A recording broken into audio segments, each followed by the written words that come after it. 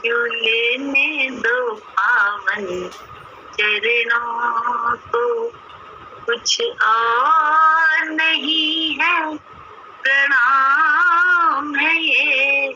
छू लेने दो पावन चरणों को, कुछ और नहीं है प्रणाम है ये। कुदरत ने जो हमको बख्शा है, शुभ कर्मों का परिणाम है ये। कुदरत ने जो हमको बख्शा है, शुभ कर्मों का परिणाम है ये। छू लेने दो पावन चरणों को, चरणों की तेरी धूली मस्तक का मेरे चंदन है। चरणों की तेरी धूली मस्तक का मेरे चंदन है। हर कर्म जो मुझको मुक्त करे, हर कर्म जो मुझको मुक्त करे, गुरु ऐसा दो वरदान मुझे। छू लेने दो पावन चरणों को, कुछ और नहीं है प्रणाम है ये। कुदरत ने जो हमको बख्शा है, शुभ कर्मों का परिणाम है ये। छू लेने दो पावन चरणों को, सतगुरु की सेवा भक्ति में बीते ये जीवन की घड़ियां। सतगुरु की सेवा भक्ति में बीते ये जीवन की घड़ियां।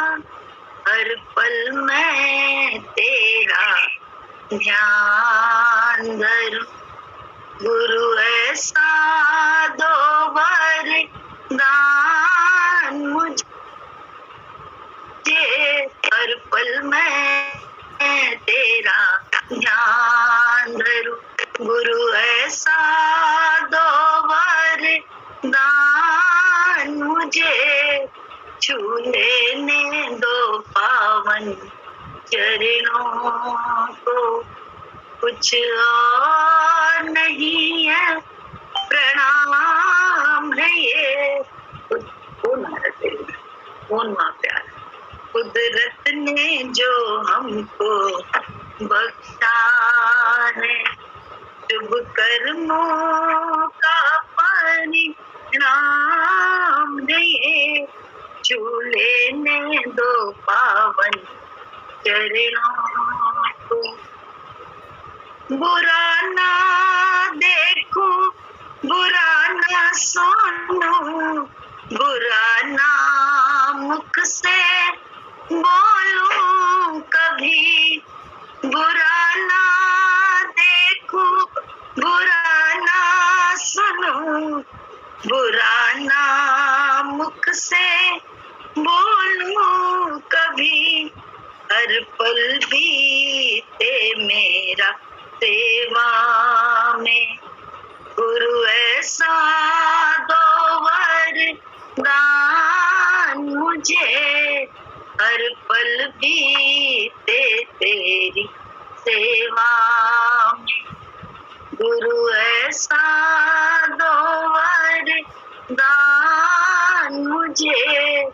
छू लेने दो पावन चरणों को, अच्छा हूँ बुरा हूँ जैसा भी हूँ, सतगुरु जी मैं तो तेरा हूँ, अच्छा हूँ बुरा हूँ जैसा भी हूँ, सतगुरु जी मैं तो तेरा हूँ।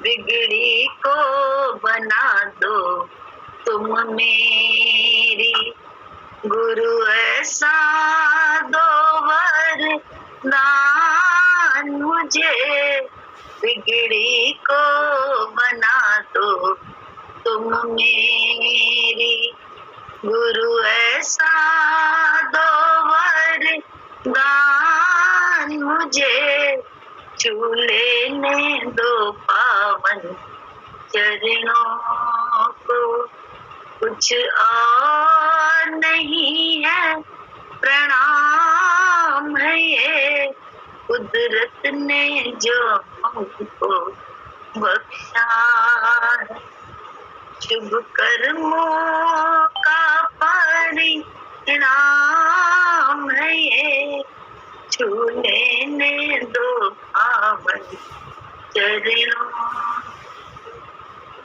जय जय।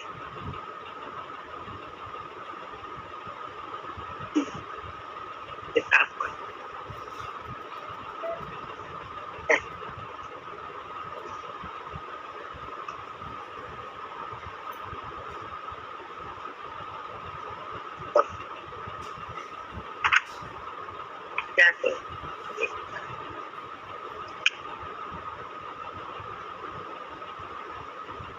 पुष्पा साहू का फोन है, देखो उनका लग नहीं रहा है। जल्दी देख।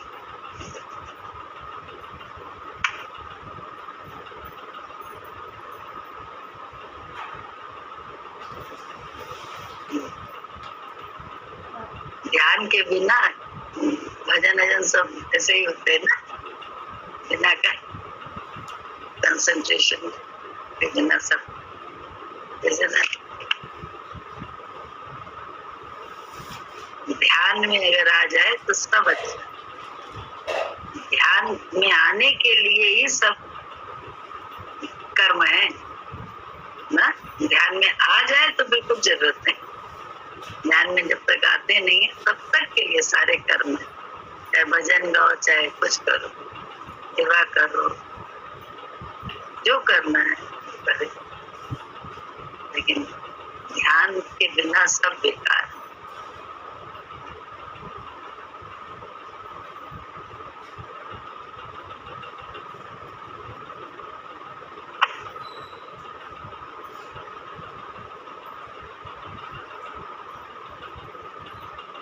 अहो दुख का मैल द्वैत है, मूल दुख का मूल क्या है? द्वैत। उसकी औषधि अन्य कोई नहीं। यह सब दृश्य मिथ्या है। मैं एक शुद्ध चैतन्य रस अष्टावक्र गीता है, मैं बोले बता रहे हैं कि दुख का मूल क्या है? द्वैत भावना। उसकी औषधि कोई अन्य नहीं है, सिर्फ एक ही है। यह सब दृश्य मिथ्या है और मैं एक शुद्ध चैतन्य रस। व्याख्या करी, राजा जनक को आत्मज्ञान होने पर अद्वैत की अनुभूति हो गई। उनका द्वैत मिट गया, सारी भिन्नताएं समाप्त होकर एकत्व का बोध हो गया। मैं और मेरा का यह भाव छूट गया। इस अनुभूति के बाद वे कहते हैं कि संसार में दुखों का कारण द्वैत ही है। दो का होना दुख का कारण। द्वैत का कारण है अहंकार, जिससे व्यक्ति अपने को अन्य प्राणियों से एवं परमात्मा से भिन्न समझता है। इस भिन्नता से ही उसे लोभ, लालच, ईर्ष्या, द्वेष, घृणा, संघर्ष, हिंसा, अपना पराया, संग्रह वृत्ति, सुरक्षा आदि अनेक बीमारियां होती। इनका इलाज कुछ भी नहीं है, इनकी कोई औषधि भी नहीं है। इन सब के मूल में सिर्फ अहंकार है। अहंकार मिटने से ही अद्वैत का बोध होता है, किंतु लोग मजबूत किए जाते हैं और बाकी बीमारियों का इलाज ढूंढते रहते हैं। बाकी बीमारियों का इलाज ढूंढते हैं। क्या हमारे अंदर बड़ा क्रोध है, हम क्रोध मिटाएं। हमारे अंदर बड़ा द्वेष है, हमारे अंदर बहुत ज्यादा ना राग है, मोह बहुत है हमारे अंदर। विकारों को ही हम ठीक करने में लगे रहते। गुरु ने क्या कहा? मेरे साथ एकता करनी। तुम्हारे विकार, अहंकार सब मैं अपने आप ही बुला लूंगा। जैसे कहते मिट जाएंगे, जड़ ही खत्म कर दे मैं की, तो फिर उसके बाद सब खत्म।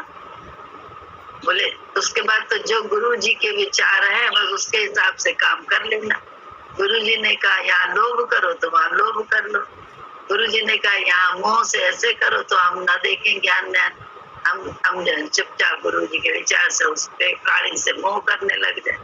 भले वो अपना बच्चा हो तो भी गुरु ने कहा है तो कर लो।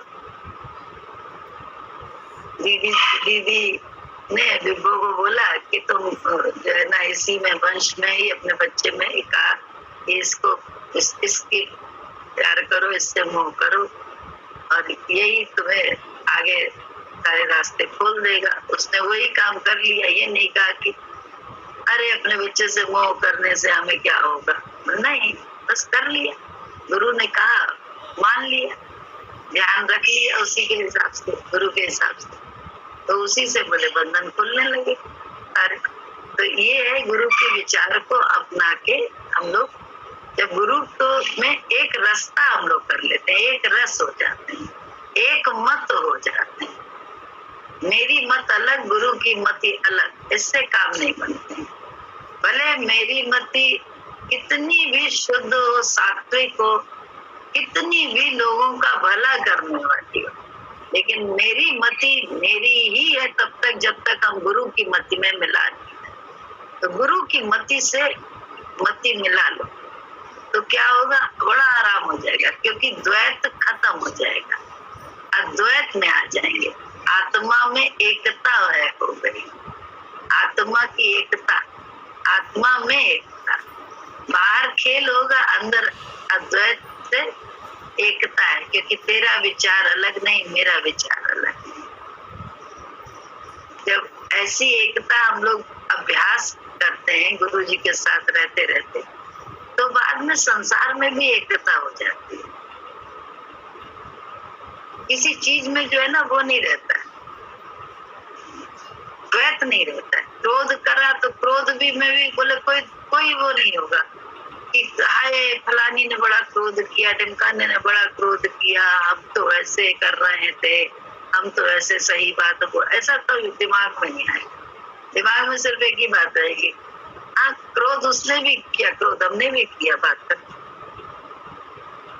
इतना ही सब रह जाता है। ये नहीं कि इसने ये गलत किया, इसने ये अच्छा, ये सब धीरे धीरे अभ्यास के द्वारा होता है। जब गुरु की से एकता हम अपनी करते जाते हैं, तब गुरु से एकता नहीं अगर करेंगे तो कभी नहीं होगा ऐसा। हमेशा लगेगा ये ऐसी कर रही है, ये ऐसा कर रहा है, हम ऐसा कर रहे हैं। ये भावना कहते कर बंदगी और भजन धीरे धीरे, इसीलिए कहा है बंदगी भी धीरे धीरे होती है, भजन मतलब भजना। भजन का अर्थ ही है, कहते हैं संधि विच्छेद करो तो भजन, भजना। किसको ना करना है? अपने मन को ना करना है। भजन, भजना, अपने मन को ना करो, अपनी मैं को ना करो, उसमें अच्छा बुरा कुछ है ही नहीं, सब गुरु जी के विचार को अपनाते जाओ, वही अच्छा है, ये विश्वास रखो। तो बोले जब हम अपने मन को धीरे धीरे तो ना करते रहे, देखो रोज करना होता है, रोज रोज रोज भजन रोज करना, भजन सच्चा भजन। ये भजन गाना कोई भजन थोड़ा ना है सच्चा। सच्चा भजन तो वही है कि हम सच्चे कीर्तन में आ जाए, सच्चे भजन में आ जाए, अपने को मैं को ना करते रहे। किसके साथ? गुरु के विचार के साथ। गुरु का विचार है सब खेल है, गुरु का विचार है सत्य एक परमात्मा है और तू है सत्य, तू मेरा अंश है।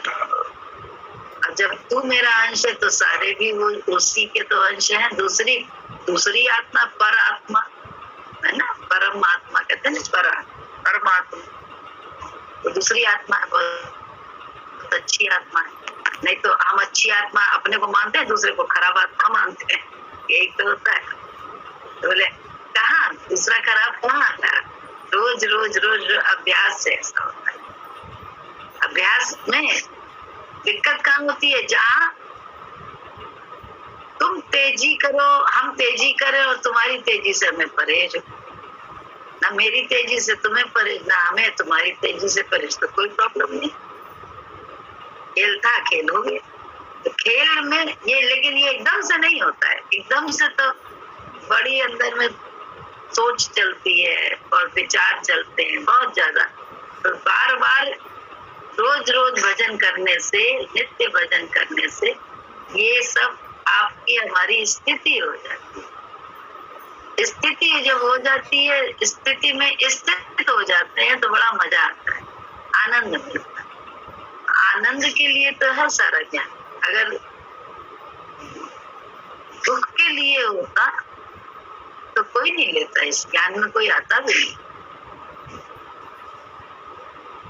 सवाल ही नहीं। यहाँ तो दुख में भी गुरु जी ने हम लोगों को सुख दिखा दिया, बुराई में भी गुरु जी ने हम लोगों को एक अच्छाई दिखा दी, घृणा में भी गुरु जी ने एक प्रेम का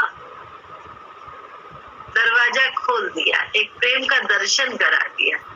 तो ये गुरु जी की कमाल है ना, हमारे और आपको थोड़ा ना है। हम लोग अपनी बुद्धि में रह के तो यही बात, ऊपर के तल पे जीते रहते, बाहर के तल पर कभी सही समझ ही नहीं सकते थे किसी को ना। अपने को कभी अपने को सही समझते तो दूसरे को गलत, और दूसरे को सही समझ रहे तो अपने को गलत समझेंगे। तो ये बोले ये रहेगा ही रहेगा, कभी ये अहंकार में मैं और तू का झगड़ा रहता ही रहता है। जहाँ अहंकार नहीं, वहाँ मैं और तू का झगड़ा खत्म होके क्या होता है? तू ही तू, तू ही तू, तू मुझ में तू, तुझ में मैं। तू हुस्न है, मैं इश्क हूँ, तू मुझ में है, मैं तुझ में हूँ। मैं इससे आगे क्या कहूँ, तू मुझ में है, मैं तुझ में। ये बिल्कुल सच्ची बात है, ऐसा एहसास होता है बात को। रामकृष्ण के विषय में सुना था, वो मंदिर के पुजारी नियुक्त कर दिए गए थे।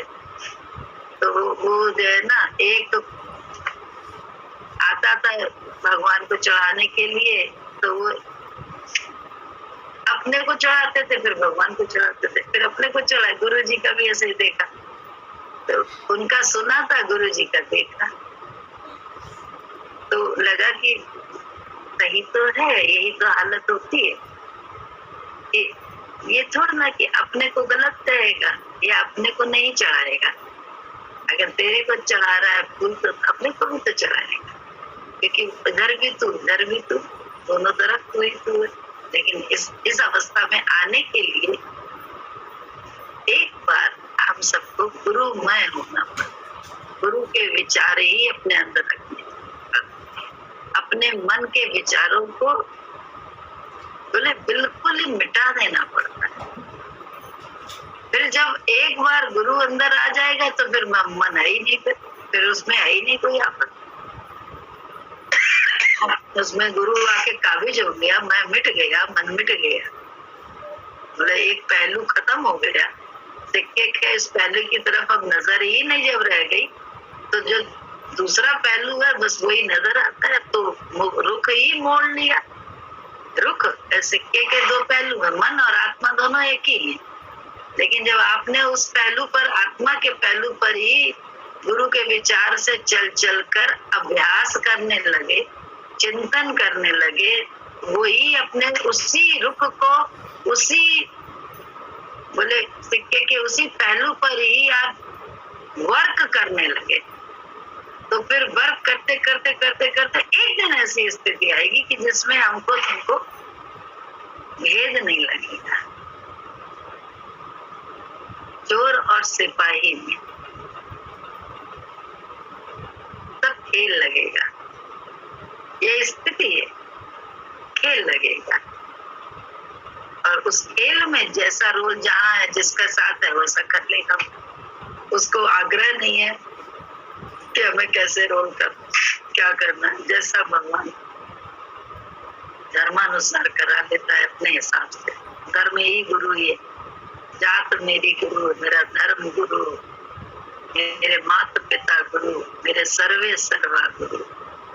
ये गाना नहीं गाना है, नहीं गाना है, इस भजन को जीवन में इस्तेमाल करना है, जीवन ही इसके हिसाब से अपना चलाना है, तो बड़ा मजा आने लगता।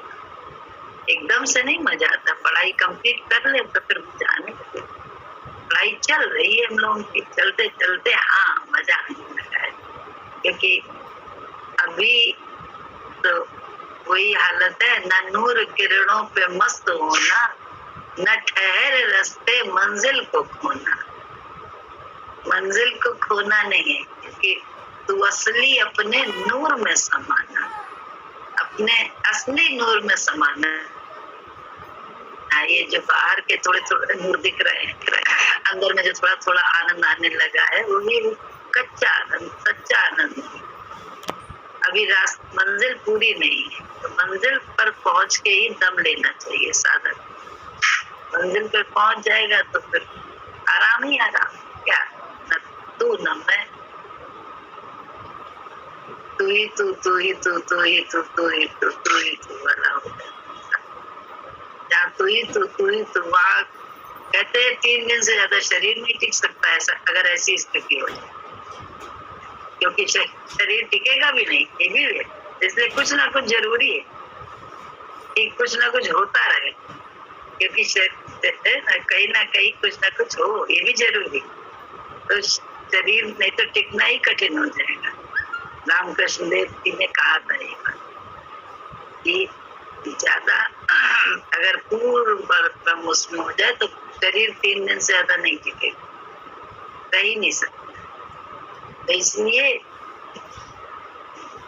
बोले ना कुछ संतों के विषय में सुनते हैं ना, अरे मेनका आके विश्वामित्र के जो है ना डगमगा गए, विश्वामित्र का ईमान भी डगमगाया। ऐसा नहीं था, विश्वामित्र का ईमान डगमाना भगवान ने चाहा था कि विश्वामित्र का ईमान डगमगाए, ये ईश्वर की चाह थी।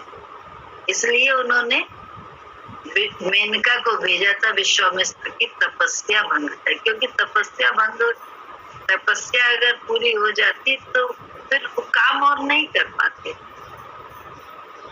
क्योंकि पूरी तपस्या से भगवान को उनसे काम कराना था बहुत अधिक। तो इसलिए उनकी तपस्या मेनका के द्वारा भंग करा दी गई और विश्वामित्र पर इल्जाम लग गया कि विश्वामित्र भी भटक गए। ऐसा नहीं, भटकते नहीं है सब, वो भगवान की तरफ से ही कुछ ना कुछ होता है जिसमें भलाई होती है, हम सब की भलाई होती है। बोले हाँ पढ़ रहे थे, अहंकार मिटने से ही अद्वैत का बोध होता है, किंतु लोग अहंकार को ही तो मजबूत किए जाते हैं और बाकी बीमारियों का इलाज ढूंढते रहते हैं, जिससे कोई भी औषधि काम नहीं करती। मनुष्य अपने को अस्तित्व से अलग मानता है, वह चीजों को खंड खंड में देखता है, वो समझता है कि मैं अकेला हूँ और दुनिया मुझसे भिन्न है, मैं उस समग्र का हिस्सा नहीं हूँ, मेरा एक अलग अस्तित्व है। ऐसा मानकर वह संपूर्ण अस्तित्व से संघर्ष करता है। यही हाल तो भक्तों का होता है।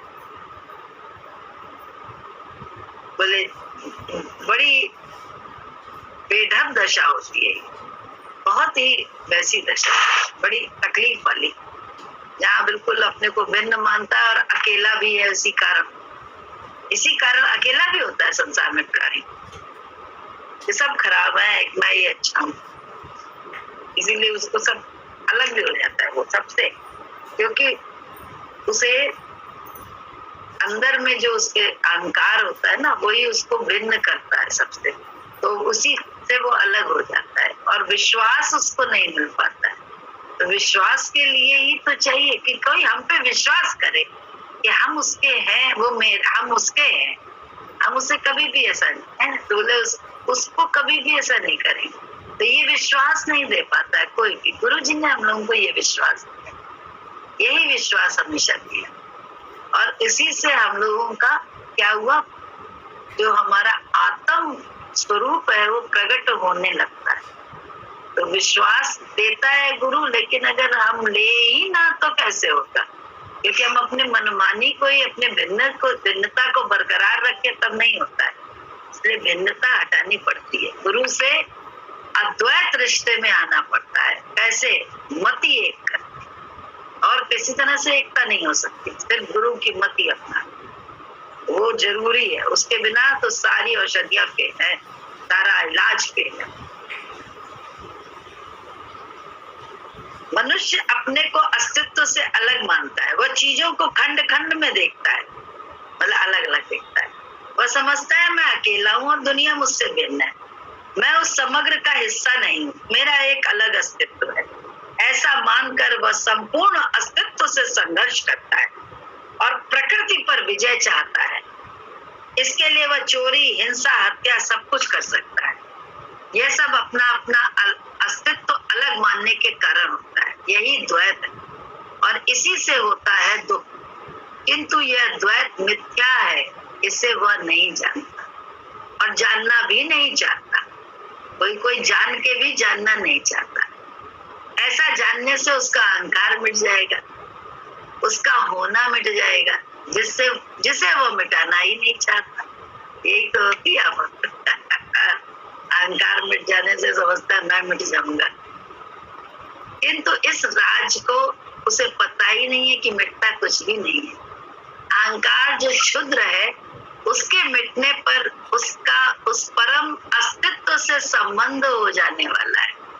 लहर मिटकर सागर हो जाएगी, बीज मिटकर वृक्ष बनेगा, व्यक्ति मिटकर स्वयं समष्टि बन जाएगा, मनुष्य मिटकर परमात्मा बन जाएगा, और जो उपलब्धि होगी वह अनंत गुनी होगी। ये तो बहुत छोटा होता है, एक गुना भी नहीं होता है मैं का अस्तित्व, एक प्राणी भी अपना नहीं होता है मैं के अस्तित्व में। देखो ना, मंदोदरी भी थी रावण के साथ, उसको समझाती भी थी सही, लेकिन अपना अहंकार ही उसको पीछे करे रहता था, अलग माने रहता था, जिससे वो अकेला पड़ गया था।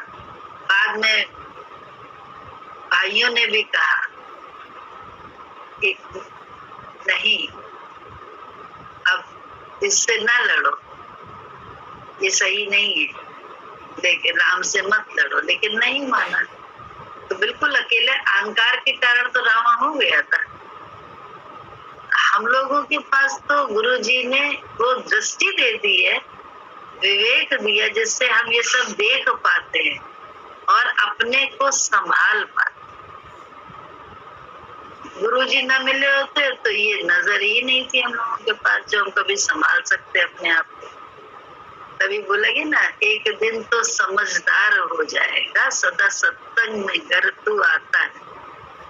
एक दिन हम लोग समझदार हो जाने की तरफ बढ़ चले तो कितना अच्छा है। अकेले हम नहीं है, इसीलिए ना, कहाँ अकेले हैं। तो गुरु जी ने तो ऐसा गृहस्थ का ज्ञान दिया कि जो पहले दुश्मन लगते थे वो भी प्रेमी हो गए सब, जो बड़े बगल बगल में लगते थे दुश्मन, उनसे भी प्यार होने लगा, और वो भी अपने हो गए, पराये भी अपने हो गए, अपने भी अपने हो गए। कहाँ गुरु जी ने किसी से कटुता सिखाई।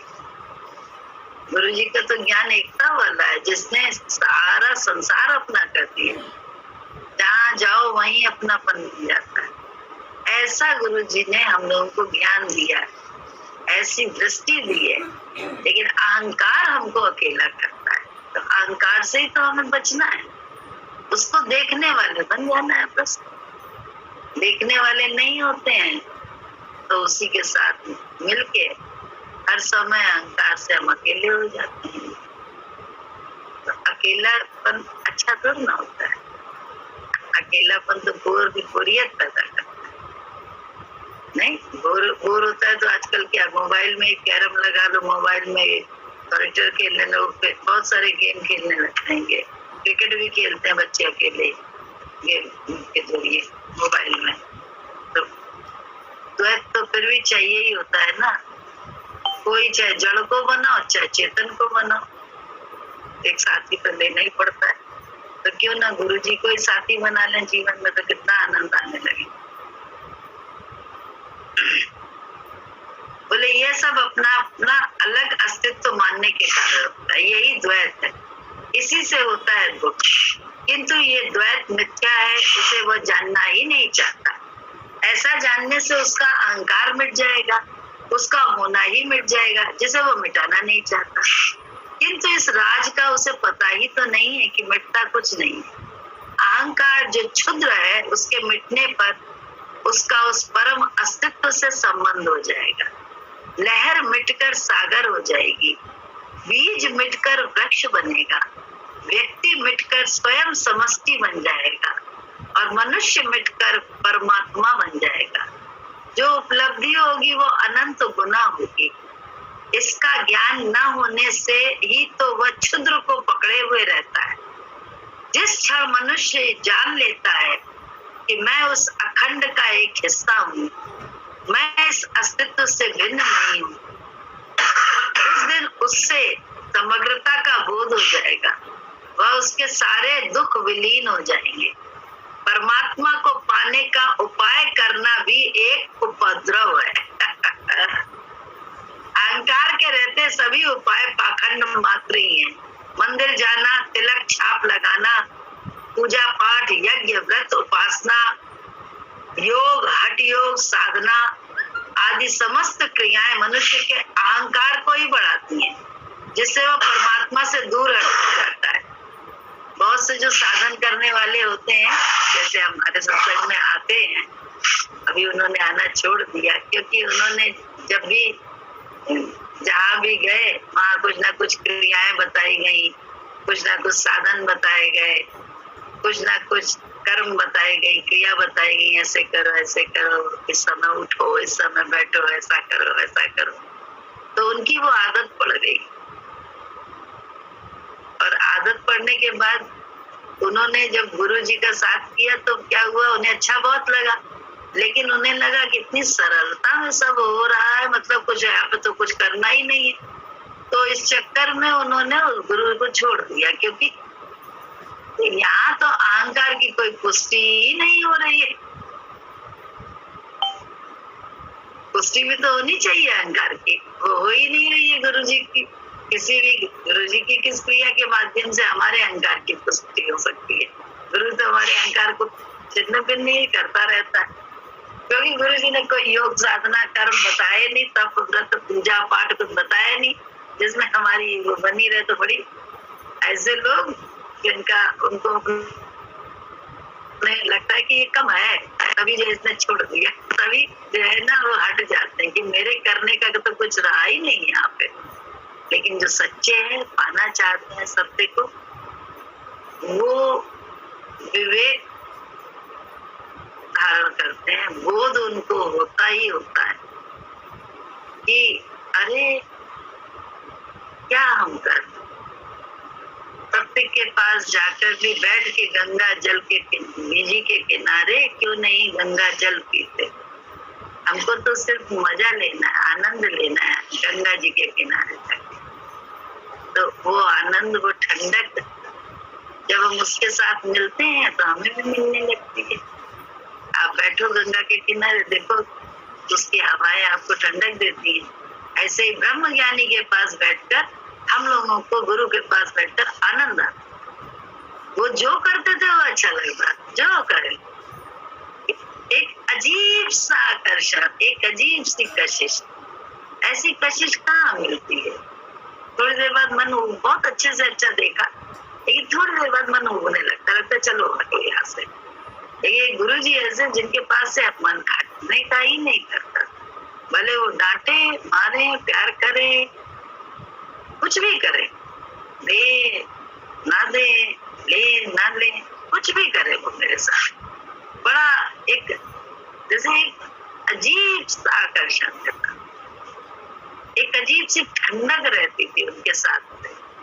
तो वो ठंडक हमारे अंदर भी तो प्रकट हो सकती है अगर हम उस ठंडक से अपने आप को, अपनी बुद्धि को मिलाते रहे, उसकी बुद्धि से अपनी बुद्धि को मिलाते रहे, क्योंकि ये हमें लोगों को करना पड़ेगा। इसके बिना हमारे लोगों के पास कोई और मार्ग नहीं। अगर हमें अपनी असली ठंडक में आना है, असली शांति में आना है, अपने असली घर में आना है, तो हम सबको ये करना ही पड़ेगा कि सुर में सुर मिलाना पड़ेगा, गुरु जी के सुर। अपना सुर अलग से हमें नहीं अलापना है। ये जो हम लोगों का अलग से सुर अलापा जा रहा है ना, वही गड़बड़ है। तो उस सुर में सुर मिला दो तो हमारा सुर, गुरु जी का सुर, हमें भी आराम देगा। गुरु जी को तो आराम की जरूरत नहीं है, वो तो बैठे ही अपने आराम में, तो अपनी शांति में ही है। हमें लेनी है उनसे शांति, हमें उनसे आनंद लेना है, हमें उनसे उनकी सारी दौलत को हासिल करना है जो उनके पास है। तो उसके लिए हमें तो मैं अपनी मिटानी पड़ेगी, अपना अहंकार देखना पड़ेगा, सिक्के के दूसरे पहलू को ही अपनाना पड़ेगा। उसके लिए गुरु के विचार को अपना, क्योंकि जानकार वही है, मार्गदर्शक वही हो सकता है और कोई तो नहीं हो सकता। बोले बंदी बंदी को मुक्त कराएगा किस तरह, अंधा अंधे को राह दिखाए। हम राह दिखा रहे, अंधे बन गए। अंधे हमको ने, हम दूसरे को राह दिखा रहे हैं। हमको दी माया में लिपटे हैं, दूसरे को माया की बात बता रहे हैं, माया से ऐसे बचो। कहाँ से काम बनेगा हमारा आपका? पहले हमें अपनी आँख खोलनी पड़ेगी। कैसे? गुरु के विचार को अपना के, गुरु की मैं में अपनी मैं को मिटा, उसके अलावा कोई और मार्ग नहीं है ना।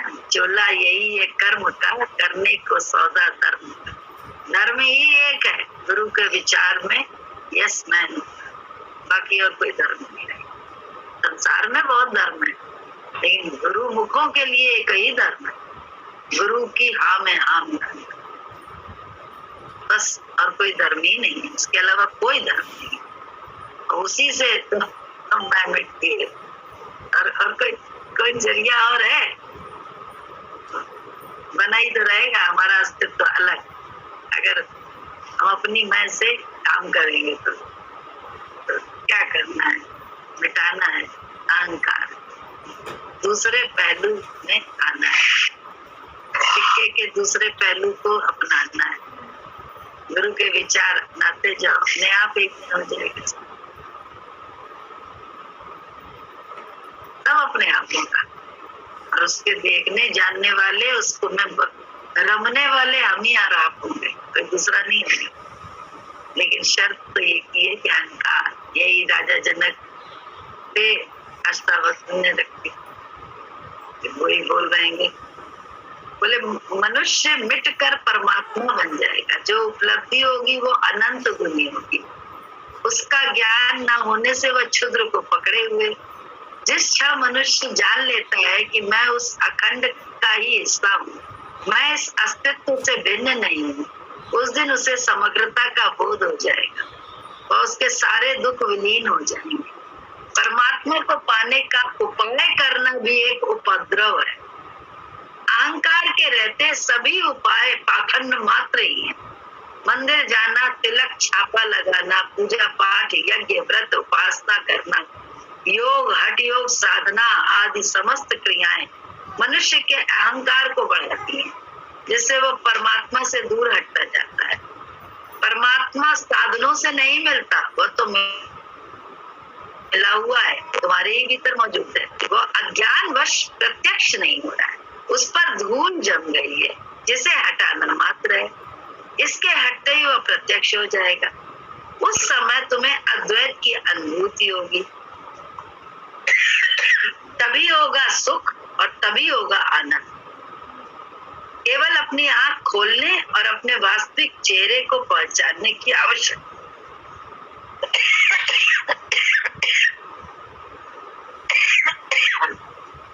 बोले अपनी आंख खोलने और अपने वास्तविक चेहरे को पहचानने की आवश्यकता है।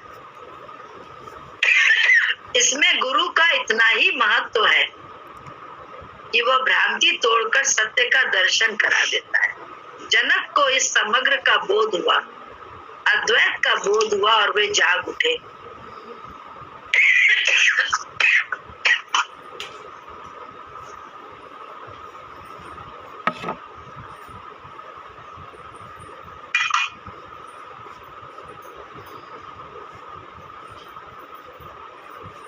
जनक को इस समग्र का बोध हुआ, अद्वैत का बोध हुआ और वे जाग उठे और कहने लगे, मैं शुद्ध चैतन्य रस हूँ।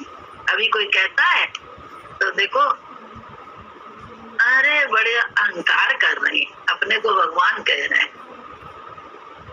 कितना अमीर लोग बोलने लगते हैं, अरे भगवान थोड़ी ना है।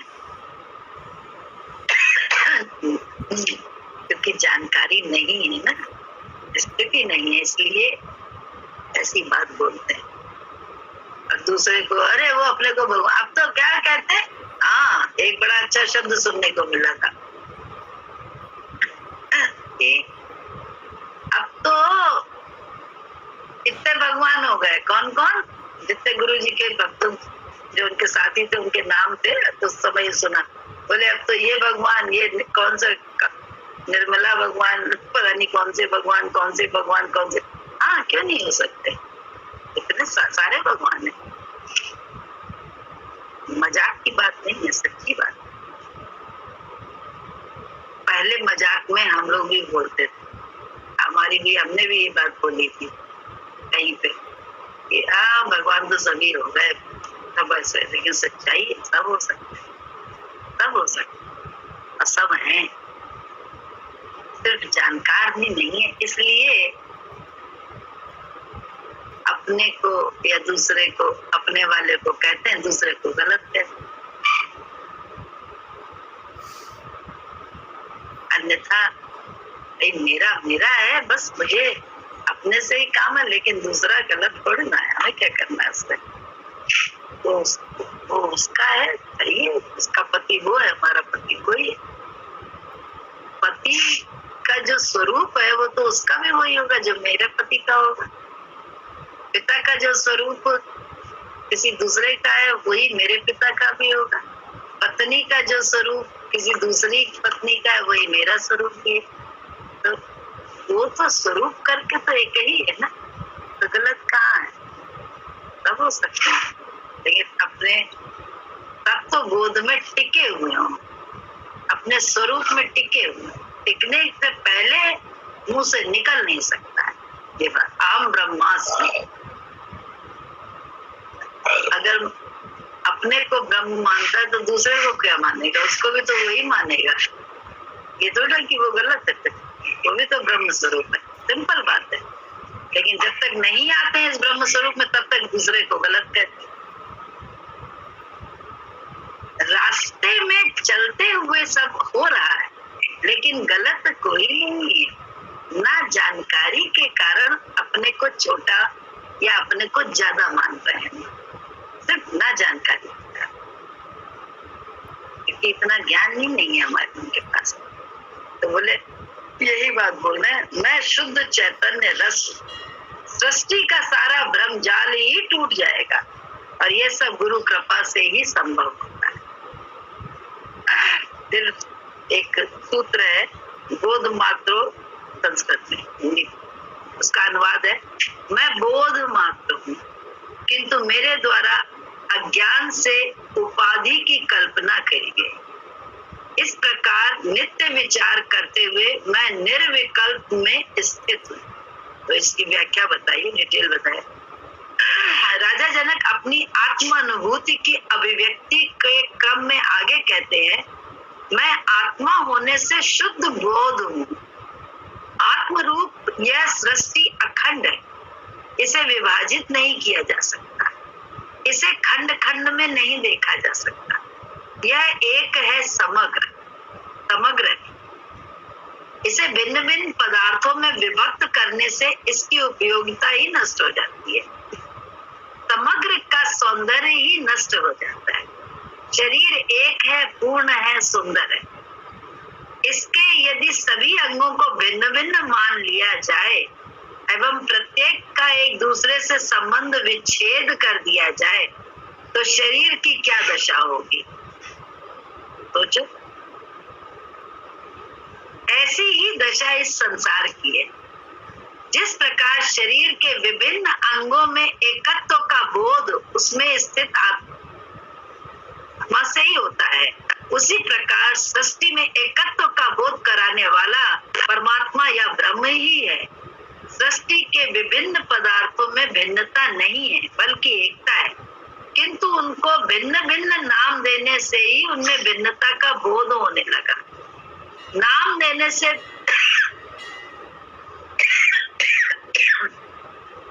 देने से पहले सभी एक ही था। ये भिन्न भिन्न उपाधियां अथवा नामकरण अज्ञान के कारण ही दिए गए। हाथ, पांव, आंख, नाक, कान आदि भिन्न भिन्न नाम देने से पूर्ण मनुष्य का बोध नहीं हो सकता, किंतु पूर्ण मनुष्य के बोध होने से इन सभी अंगों का बोध हो जाता है। इसलिए सृष्टि से परमात्मा खो गया। विभिन्न कारखानों में बने हुए विभिन्न पुर्जों के जोड़ से जिस प्रकार यंत्र बनते हैं, यह शरीर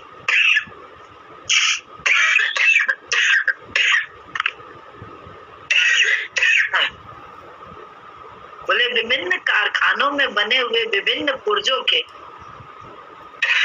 जोड़ से जिस प्रकार यंत्र बनते हैं, यह शरीर इस प्रकार बना हुआ नहीं, बल्कि एक ही चैतन्य तत्व से विकसित हुआ है। ऐसे ही यह सृष्टि विभिन्न अवयवों का जोड़ मात्र नहीं है, बल्कि उसी एक परम तत्व ब्रह्म से विकसित हुई है। इसलिए इसमें एकत्व है। बोले ये सृष्टि भी भगवान से ही उपजी है ना, इसलिए इसमें एकता ही एकता है, सब एक है। ऐसे ही ये सृष्टि विभिन्न अवयवों का जोड़ मात्र नहीं है, बल्कि उसी एक परम तत्व ब्रह्म से ही विकसित हुई है। इसलिए इसमें एकत्व है। विभिन्न पुर्जों के जोड़ से बना हुआ मनुष्य, यंत्र, मानव, रोबोट तो हो सकता है, पर चेतन मानव नहीं हो सकता। जैसे रोबोट बना दिए जाते हैं, लेकिन चैतन्यता उनमें नहीं होती है, मशीन के कारण होती है। ऐसे ही ये मनुष्य फिएट और एम्बेसडर कारों के विभिन्न मॉडल जैसा नहीं है, बल्कि इनमें एक ही आत्मा रूपी जीवन धारा प्रवाहित हो रही है। सब में हो रही है, सब में यही जीवन धारा प्रवाहित हो रही है। ऐसी ही सृष्टि जिसमें भिन्नता अज्ञानी को ही दिखा देती है। अज्ञानी हमें, इसलिए हमें भिन्नता दिखाई देती है। ये अच्छा है, ये बुरा है, हम ऐसे हैं, वो वैसा है। अरे हमारे जैसा कौन? ये भिन्नता क्यों हो रही है? क्योंकि एकता नहीं है इसमें। हम संसार में अपने नाम रूप में ही उलझ के रह गए हैं, या दूसरे के नाम रूप को ही में ही उलझ के रह गए। तो ये नाम रूप में उलझने से ही तो गुरुजी ने निकालने का काम किया हम लोगों को। न तू नाम रूप है, न मैं नाम रूप, दोनों ही एक तत्व है। खेल में ये खेल है, नाम रूप जो है ना, इस आत्म तत्व में ही। अष्ट कमल है, ये भजन गाते हैं, मानुष तन को देखो कितना सुंदर बनाया है, मन, बुद्धि और इंद्रियों को इसी तन ने सजाया है। ये तन है तभी तो सब सजा हुआ है इसमें, मन, बुद्धि, इंद्रियां। अष्ट चक्र, 9 द्वार, सब इसी में सजे। तो इनके हम लोग जानने वाले हो जाए, इनके दृष्टा हो जाए, इनको देखने वाले, इनके साथ मिल के अहंकार के साथ दूसरा और मैं करना छोड़ दें।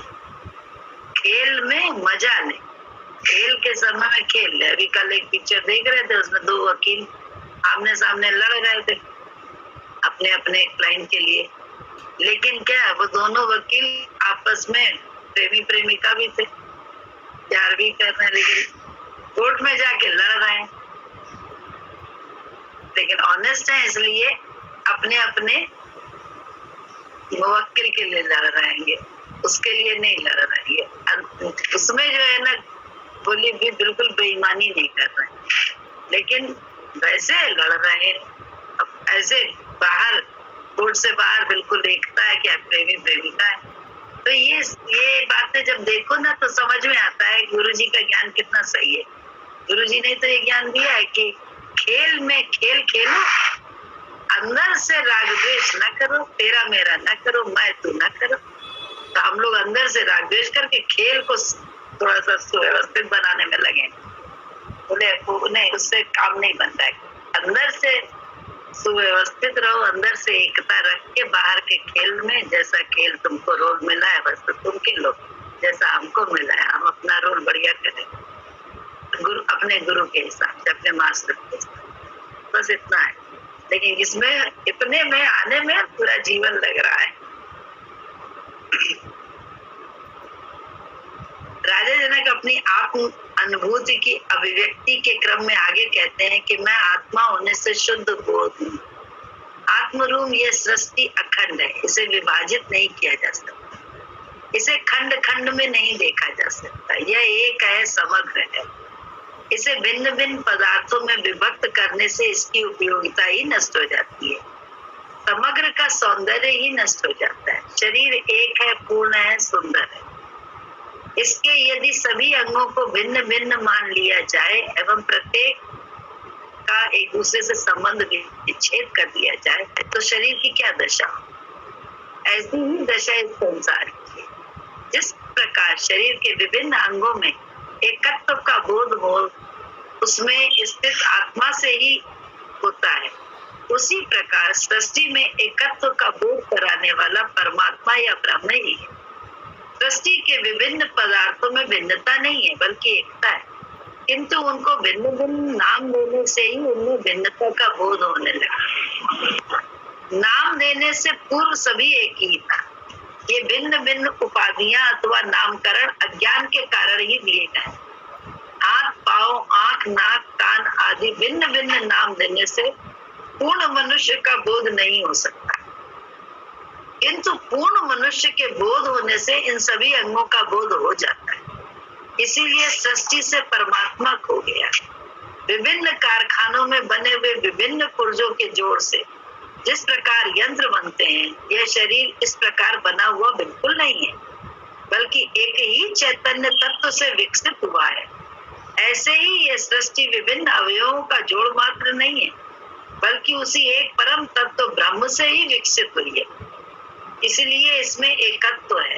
विभिन्न पुर्जों के जोड़ से बना हुआ मनुष्य, यंत्र मानव यानी रोबोट तो हो सकता है, चेतन मानव बिल्कुल नहीं हो सकता। ये मनुष्य फिएट और एम्बेसडर कारों के विभिन्न मॉडलों जैसा नहीं है, बल्कि उनमें से एक ही आत्मा रूपी जीवन धारा प्रवाहित हो रही है। ऐसी ही सृष्टि है जिसमें भिन्नता अज्ञानी को ही दिखाई देती है और ज्ञानी उनमें एकता को देखता है।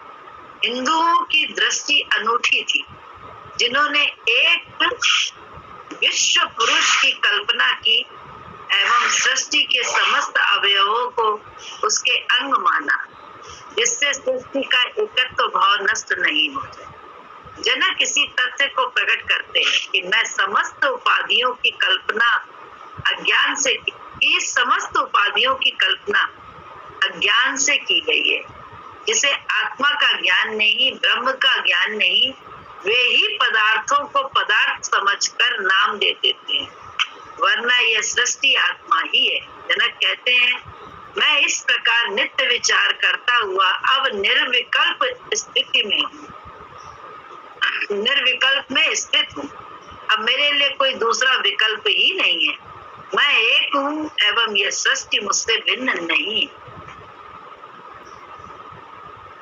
फिर सूत्र है, आश्चर्य है मुझ में स्थित हुआ विश्व, वास्तव में मुझ में स्थित नहीं है, इसलिए न मेरा बंधन है न मोक्ष है।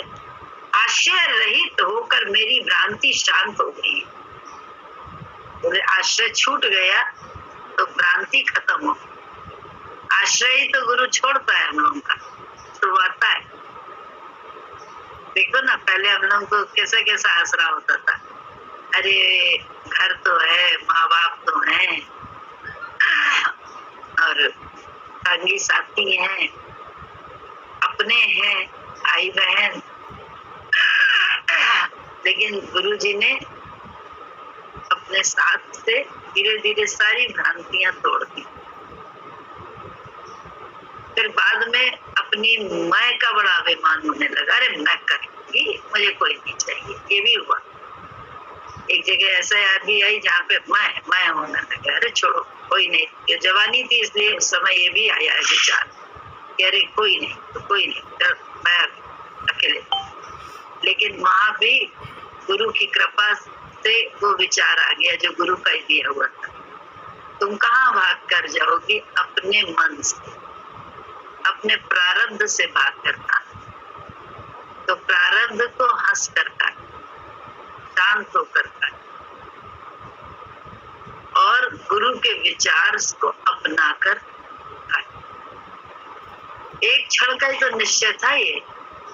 एक क्षण पहले ये सोचा था, एक क्षण पहले, बाद में ये आ गया। जहाँ गुरु जी की याद आई वहां ये निश्चय हो गया। तो किसको छोड़ा? कुछ करना पड़ा, अपनी मैं को ही तो छोड़ा। छोड़ते ही जीवन में उसके बाद से शांति शांति शांति। स्थितियां चाहे जैसी हो, अंदर से तू ही तू, तू ही तू, तू ही तू आना रहता है। तो ये अभ्यास ही तो गुरु जी के द्वारा हुआ है। बोले क्योंकि उसने ही बताया कि सब एक है, कम ज्यादा कोई नहीं, सब एक है। ये जो अहंकार से हम अपने को अच्छा और दूसरे को कम, या दूसरे को अच्छा अपने को कम समझते हैं, यही मेरी भ्रांति है, यही मेरी भिन्नता है कि मैं भिन्न हूँ कुछ संसार में। भिन्न कहाँ से हूँ? कहीं से भी नहीं। मन करके देखो तो सब एक से लगते हैं, जैसे हम हैं वैसे ही।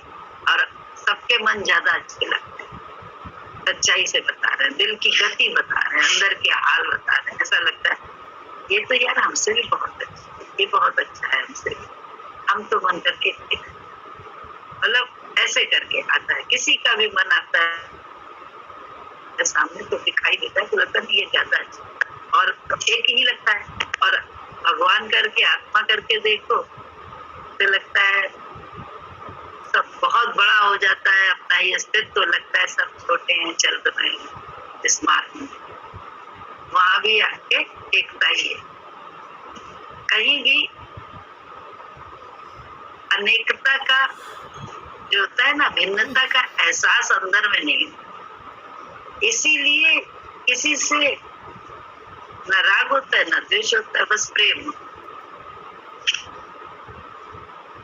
प्रेम की स्थिति होती है, अभ्यास। इसको कहते नहीं, बोले बाहर कुछ नहीं करने वाली स्थिति आता है। कुछ करने का नाम नहीं है ज्ञान कि हमें कुछ करना है, कुछ बनना है। कुछ नहीं होना है, नथिंग होते जाना है। कैसे नथिंग होना है? गुरु के विचार से। अपने नथिंग होके बैठ जाए ये थोड़ा ना ज्ञान है। तो फिर हम कुछ ना कुछ बने ही हुए हैं, तभी तो बैठे हुए हैं। नथिंग होने के में तो कुछ नहीं, जो है बस सम्मिलित होते जाना है, शामिल होते। एक गाना ही तो है वो, क्या? मैं जिंदगी का साथ निभाता चला गया, मैं जिंदगी का साथ निभाता चला गया, हर फिक्र को गुरु में घुलाता चला गया, हर फिक्र को गुरु में घुलाता चला गया, मैं जिंदगी का साथ निभाता चला गया। जो मिल गया उसी को मुकद्दर समझ लिया, जो मिल गया उसी को मुकद्दर समझ लिया, मुकद्दर समझ लिया। जो खो गया मैं उसको बुलाता चला गया, जो खो गया मैं उसको बुलाता चला गया, मैं जिंदगी का साथ निभाता चला गया, हर फिक्र को गुरु में घुलाता चला गया। बर्बादियों का शोर मनाना फिजूल था, बर्बादियों का शौक मनाना फिजूल था, मनाना फिजूल था। बर्बादियों बर्बादियों का जश्न मनाता चला गया, बर्बादियों का जश्न मनाता चला गया, हर फिक्र को गुरु में घुलाता चला गया, मैं जिंदगी का साथ निभाता चला गया, हर फिक्र को गुरु में घुलाता चला गया, मैं जिंदगी का साथ निभाता चला गया, गम और खुशी में फर्क न महसूस हो जा,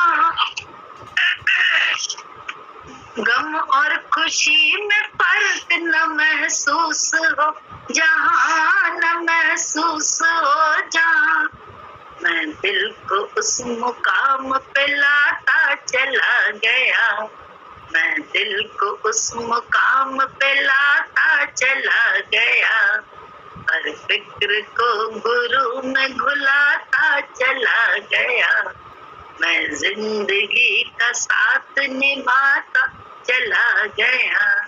ये जिंदगी का साथ निभाने की कला कहाँ से मिलती है? गुरु से।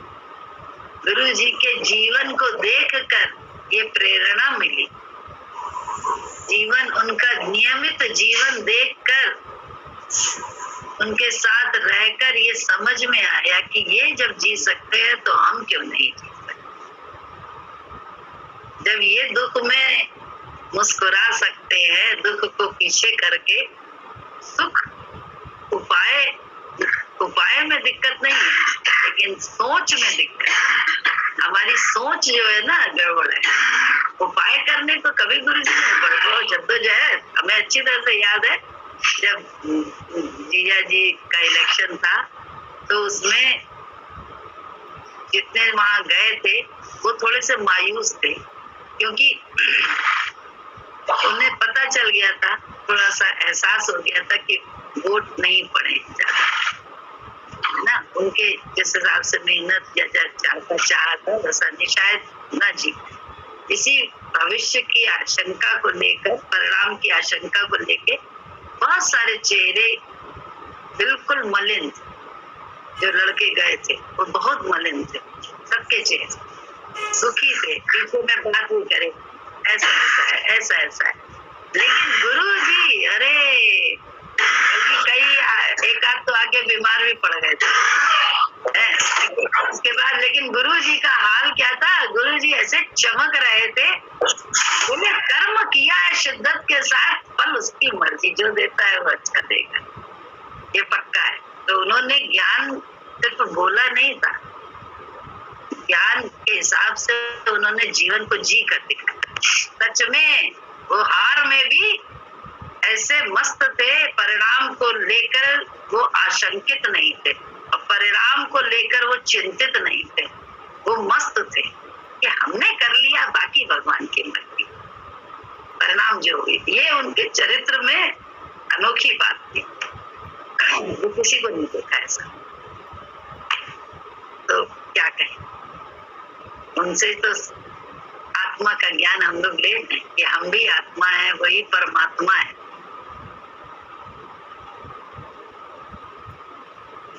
हम भिन्न नहीं है, हम किसी फैक्ट्री में बने हुए नहीं, हम गुरु की एक संकल्प मात्र से उपजे हुए हैं।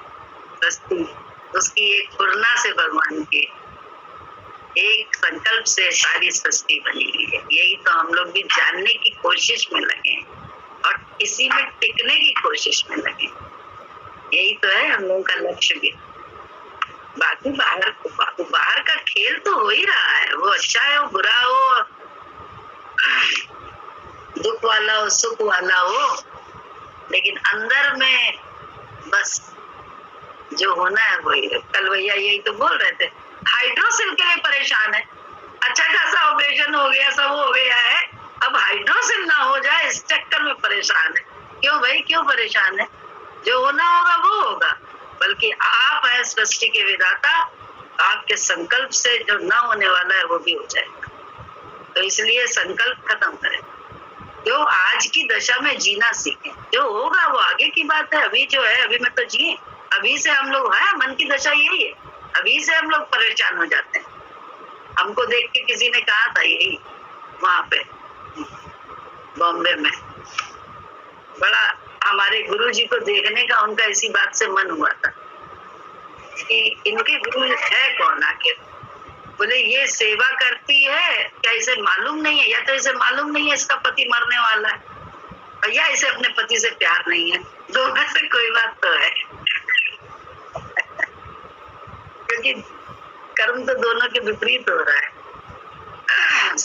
जानती है मरने वाला है तो कैसे हंस के सेवा कर रही है।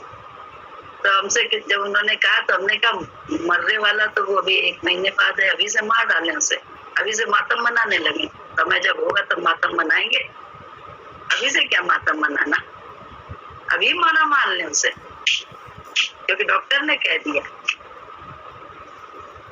तो ये ज्ञान हम लोगों को कहाँ से मिलता है? अपने गुरु से ही तो मिला है। ये समझ अपने गुरु से मिल रही है। जैसे गुरु, ये बात कैसे समझ में आई?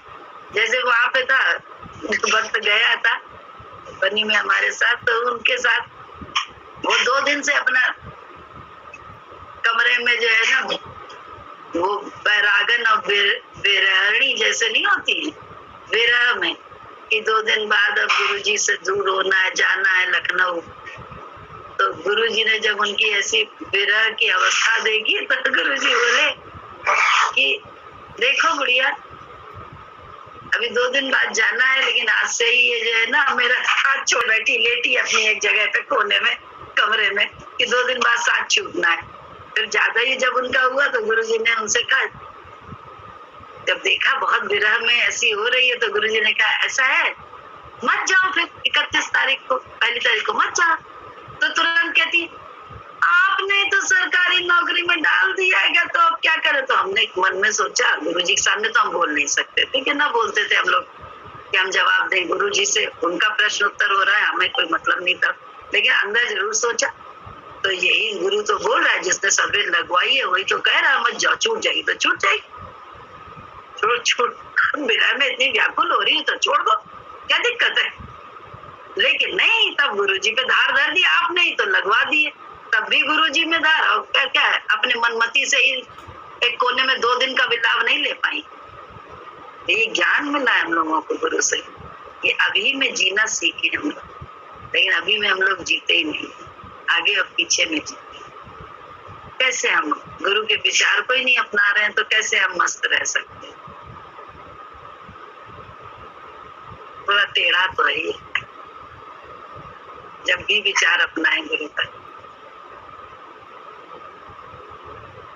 जिसे आत्मा का ज्ञान नहीं, ब्रह्म का ज्ञान नहीं, वे ही पदार्थ को पदार्थ ही समझकर नाम दे देते हैं, वरना ये सृष्टि आत्मा ही है।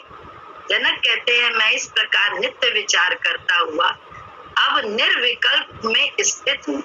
अब मेरे लिए दूसरा कोई विकल्प ही नहीं है।